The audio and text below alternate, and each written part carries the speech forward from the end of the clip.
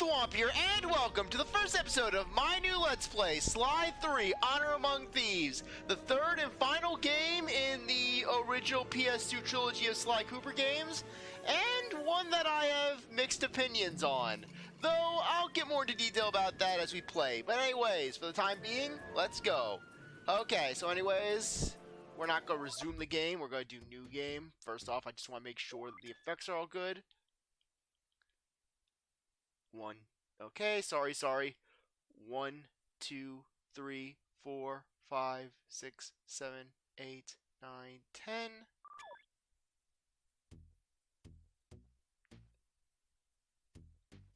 Okay, new game. So anyways, yeah, this was my practice file.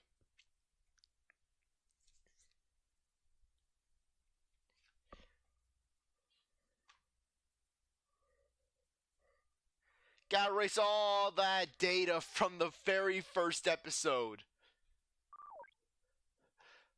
This is it, Sly. The gang's assembled and are in position to help you get up to that vault. For the rest of the operation, you are the ball. Roger, Bentley. I'm starting my approach. Getting over these fortress walls shouldn't be a problem. Look, we're running 5 by 5 here. Make sure everyone's in sync. I hear that. Artillery, sure you can make that shot? I endeavor not to miss. Excellent. Radio control. In position. Recovery team. I'm pumped! Submersibles. Showtime, baby. Telekinetics. All right, it's the crime of the century and the ball's in motion. Okay, so anyways, back in the day when I first played this game, I was so confused about basically just the other members of the gang. I'm like, who are these people? Well, except Murray, though it's kind of weird that they decided to put Murray in the shadows, even though basically anyone coming from Sly 2 would basically anticipate him being in the third game. I mean, no one would be saying, Bentley's gonna be here, but Murray, I don't know about him. I mean, if you read the tie-in comic that was released prior to this game's release, which I don't know how many people did. I didn't know it existed before the game was released. I just went straight into this game after 2. Even though I never even beat 2, I basically went Sly 1, part of Sly 2, and then basically went into Sly 3, basically. I didn't even complete past episode 4 jailbreak in Sly 2 when I got into this game, so I was confused. So anyways, Off the top of that wrecked truck looks promising. so basically, this game, in terms of the prologue, they are a lot more hands-off in regards to teaching you, where they don't say, hey, they don't say explicitly, hey, jump and hit the circle button to run on ropes. Basically, the game just gently hints towards that as you Take up position for a Yank 86. Over. I've got a visual. Okay, so anyways, just take note of the various roles that are being done by the other members of the gang throughout basically this entire operation. The ball has stopped rolling. We've got an obstruction. I'm on it. First is away. Second guy is pulled. Third skyward. No alarm bell. Over. Now, that is the only use of the RC cop chopper in this section. I just want you to keep this in mind as we go forward in the game.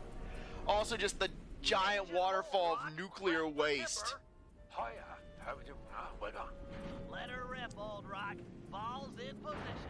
Nice work. The ball's got a track. Over. Okay, so anyways, in regards to this prologue, I am not a big fan of it compared to the prologue in Sly 2. In Sly 2, the prologue made you feel powerful. It made you feel like, hey, I know what I'm doing, I'm the expert thief. Meanwhile, this one just feels like, I don't know, it's just Kaine Island has always felt a little, I don't know the proper way to describe this. It just feels like it's kind of in the middle of nowhere, you know?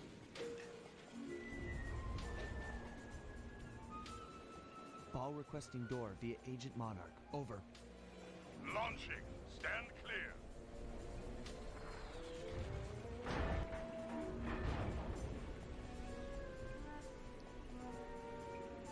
I've got Also, make note of how that was Agent Monarch's role, basically. Just blasting down the crane. Be advised, ball is nearing the lab. Agent Deep 6, you ready? Spear gun loaded.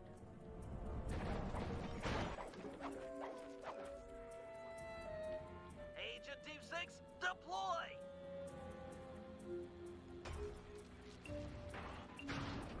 First is down. I'm reading both force fields down. Strong work, Deep 6. Every time. How's your wife doing, Richards? Oh, very well, Dr. M. Thank you for asking. Very thoughtful. And your son, what's his name, Mike? Mark, sir. He's well too, yeah? It's a shame you won't be seeing them again. Sir? Afraid I poisoned your drink at lunch. Sorry, Richards, but I don't tolerate poor performance. You should have changed the security code from 123 after you installed the new system. I'll improve, I swear. No, you'll die any second now.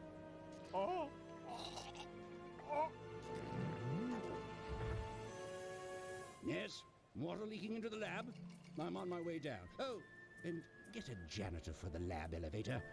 Richards got sloppy. The Cooper vault is just across these wires. I'm en route to your position for the loot haul. Over. Okay, yeah, I just want to verify that everything's still all good. Okay, vibrations off. Okay, effects volume. I'm sorry, I just need to verify this again. 1, 2, 3, 4, 5, 6, 7, 8, 9, 10.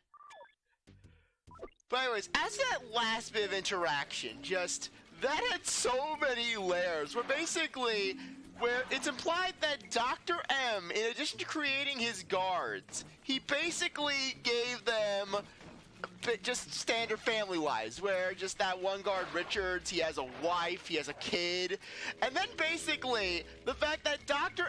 M poisoned Richards' lunch for his incompetence, where basically, Dr. M is basically this paranoid guy when it comes to everything on this island, which is why he's turned it into a fortress.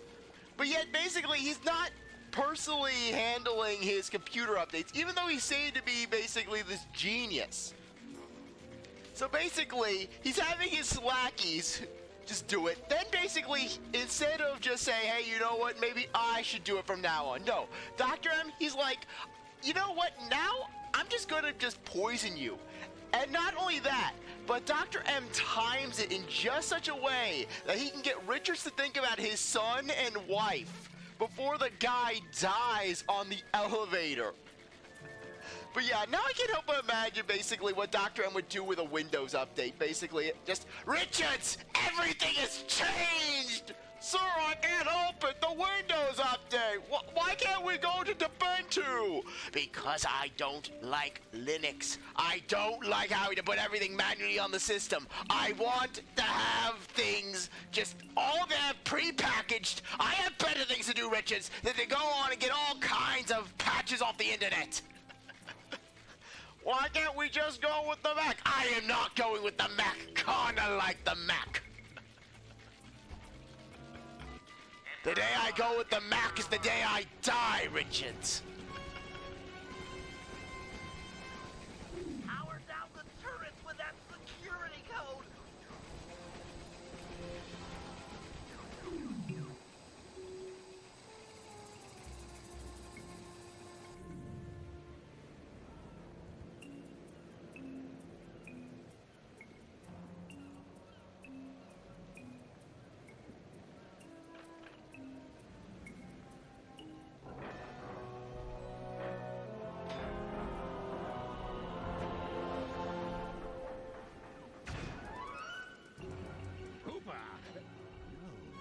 You must be Sly Cooper, the new keeper of the Kaine. Oh, how I long for this. This vault belongs to the Cooper family. You're trespassing. No, my naive boy, you're trespassing. I've got the deed to this island. This fortress is mine. Everything here is mine, which now includes the key to the vault. Hand over that, Kaine. Sorry, pal. Family heirloom. Buy a knockoff at the gift shop. Quick, let's regroup with the others. Follow me. You know, it's kind of funny how just the Cooper gang, not the Cooper gang, the Cooper family, they've had this vault in their legacy for generations. This island has been their base of operations of sorts for centuries on end. But yet none of them had ever thought, you know what, I'm going to make it a deed for the island.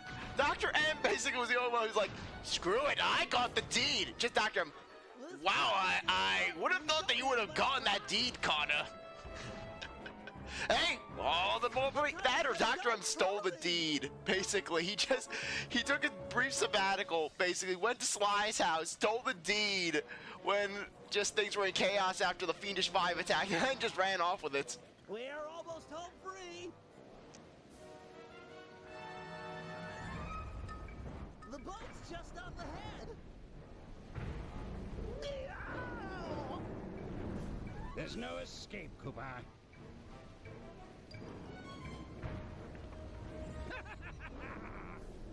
Okay, so anyways, as you can tell, this boss is an unwinnable fight. Basically, very rudimentary, just dodge the fist, smack Dr. It's not M. working. Save yourself. If he wants to eat this.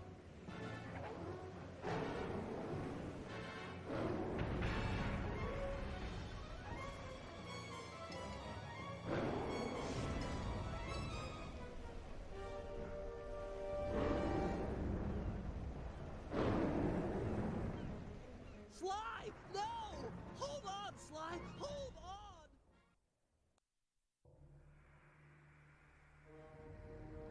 It was like they always say, your life really does flash before your eyes. There it all was, stretching back to my childhood.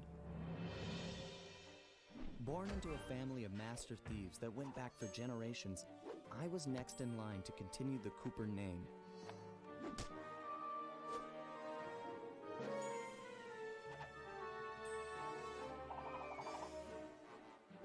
But fate had different plans. I was robbed of my childhood when a ruthless gang attacked our home.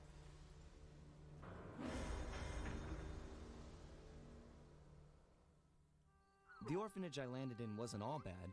It was there that I met my lifelong friends. Bentley, he's always been the thinker. And Murray, he's the doer. We'd stuck together over the years, and our skill, our confidence, and our thieving reputation grew stronger with each heist. We thought that the good times would never end, and that our luck would never run out. Which only made things tougher when the odds finally caught up with us. Then I met this guy, McSweeney, who claimed to have run with my father's crew back in their heyday. They pulled jobs all over the world and amassed quite a collection of priceless items. It was then that McSweeney told me all about the Cooper Vault. It seemed that my father, like all my ancestors, had been hiding their wealth in a secret place for generations, each one adding to the treasure hidden behind a door that, if McSweeney's story is true, only a Cooper can open. Using some well-placed clues provided by McSweeney, we set out for the secret island that held the vault. On arriving, we discovered someone by the name of Dr. M had already set up shop. From the looks of it, he'd been trying to crack the thing for years, growing steadily more frustrated in his failures and more paranoid as the decades rolled by. He built himself a fortress with security as tight as Fort Knox. Getting inside the place would take precision, creativity, and moreover, it would take an army of world-class thieves. Finding and bringing together that much talent won't be easy, but to get inside the Cooper Vault and collect my inheritance, I was willing to pay the price.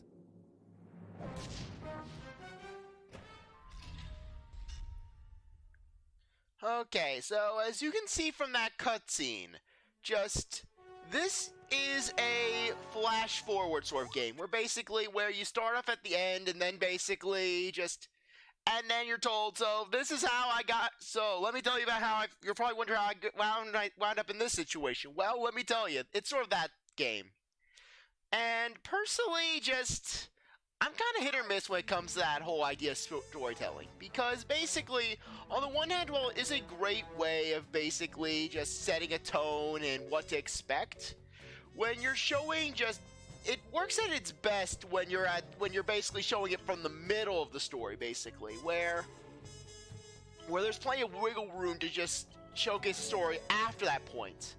But when you're doing it right at the end of the game, in a way, you're kind of spoiling just what you're going to be encountering, basically. Just where any moment of drama that is done in previous chapters, basically, just before, as you're working back up to the end, basically, it kind of loses the impact because you know that in the back of your mind, everything is going to work out up until basically the point where we're flashing back to basically the original story. So anyways, and not to mention just the note that they put it off on, where basically it's not like Dr. M just cornered Sly on his own. Dr. M cornered Sly and is killing it with some gigantic, terrifying mutant that freaked me out back in the day. I was like, when I was playing this game for the first time, I'm like, what the heck has just happened? Because basically, we go through that prologue, and then basically, we have to do Hazard Room. Oh, by the way, here's another thing that basically I have an issue with, where basically, If we're gonna make it to the Cooper Vault, we'll need to perfect our thieving skills. I've rigged this place to push us to our limits. I'm guessing these levers start the different trainers. That's right. Each will initiate a streamlined crash course in grand larceny. I'll head for the control room, and we'll get things started. Dish it out. I'm ready. yeah, we're basically, one thing that's really weird is that just when you're playing this through the prologue, you're thinking that, oh hey, the game is going to take a very hands-off approach to training you. After all, basically, chances are if you're playing Sly 3, you've already played Slides 1 and 2, so you have a general idea of how the controls work. I mean, jump and hit the circle button. And not to mention, just the game does ease you into the rail walk as well as the Siddle technique, basically. I mean, you have to do them to get through Dr. M's Fortress, and they don't really tell you how to do it. They give you some hints, they give you a little pop-up on the top of the screen, but they're never assertive with it, where they're never forcing you to basically sit through a tutorial. Meanwhile, basically, then right after this, you go from basically a very hands-off training to the most hands-on the series has ever been when it comes to controls, where this isn't even Sly 2 where it's like, hey, we're going to base the entire level around, say, the spire jump, or the rail walk, or wall hooks, basically. You're getting training whether you want it or not. But hey, it's the Sly series, so basically you're going to get some good dialogue between Sly and Bentley. Okay, all great thieves have one thing in common. A ton of cash? No, they never get lost. Use the right analog stick to look around the hazard room. Try to find the Cooper gang marker I'm projecting.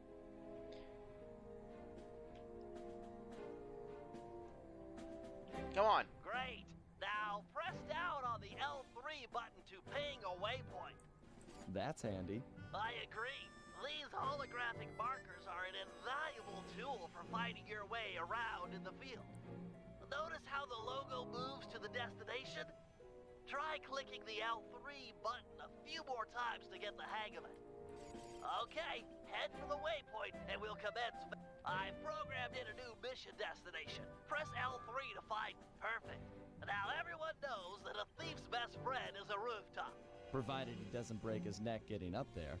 Not a problem for a man with your jumping skills.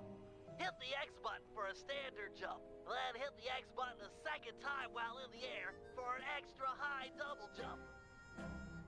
Also, another question that I've always had is basically, what is the safe house? I mean, basically, did Sly and the gang just buy a safe house?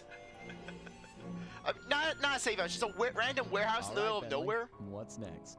As you know, it's very useful to survey guards from the rooftops. To do that, we'll have to be able to look down at them.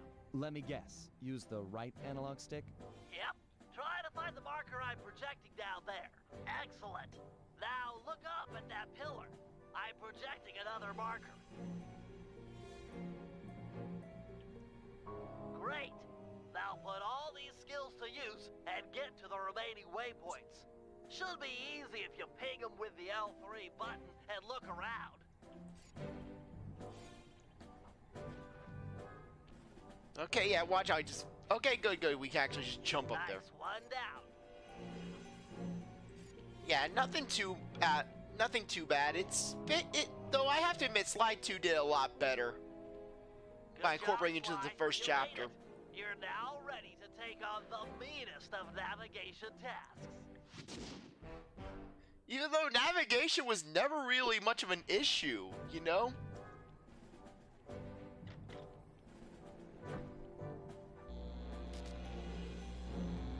You picked up a lot of skills after reading the Thievius Raccoonus.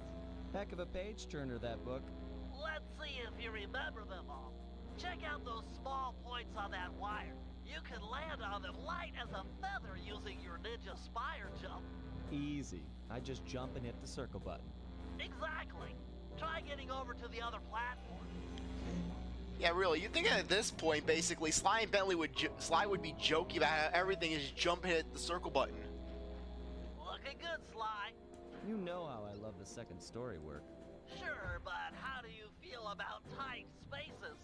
Try getting through the small opening in that wall. Hit the circle button when you're close to crawl inside.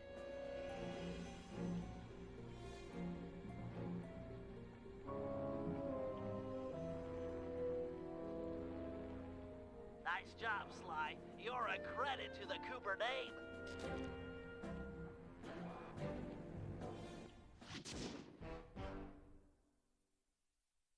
We're all done in here. Let's head outside and get this operation underway. Okay. So anyways, just in regards to these 2 training sessions that you have to take these 2 training sessions in order to even gain access to the first episode of the game.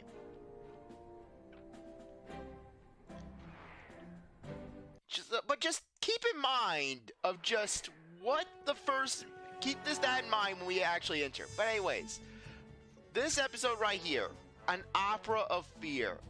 This is, in my personal opinion, the best episode in this game. This game really did start off strong with Opera of Fear, basically. But, let's do it. Getting inside a world-class vault would take a team of world-class thieves. A group of specialists, each member contributing their own particular talent. It was clear that we needed Murray back. Not only was I missing a lifelong friend, but his brute strength helped get us out of more than a few scrapes in the past. When Bentley was injured during the whole Clockwork affair, Murray blamed himself, eventually leaving the team. We tried to console him, but going out on his own was something he needed to do.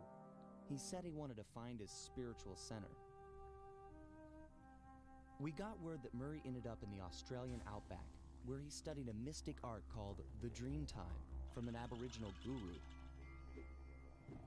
From all accounts, things went pretty well, and his teacher even sent him on a walkabout to locations all over the globe to complete the training.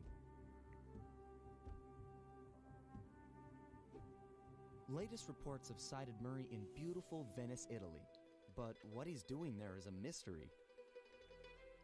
I just hope he steers clear of the local mob boss, Octavio. Growing up, this guy used to be a real celebrity in the neighborhood. Everyone loved to hear him sing opera, and said he was destined to be the next great tenor. But just as his career started to take off, musical tastes changed. Suddenly, it was all about rock music, and no one wanted to listen to opera anymore. He held on to a few fans, and it was these mobsters that took him into the business. Heading onto this guy's turf was dangerous, but worth it for a chance to make things right with Murray. Sly Cooper and the gang in An Opera of fear. You know, the name kind of reminds me of, is kind of reminiscent of Tide of Terror from Sly 1.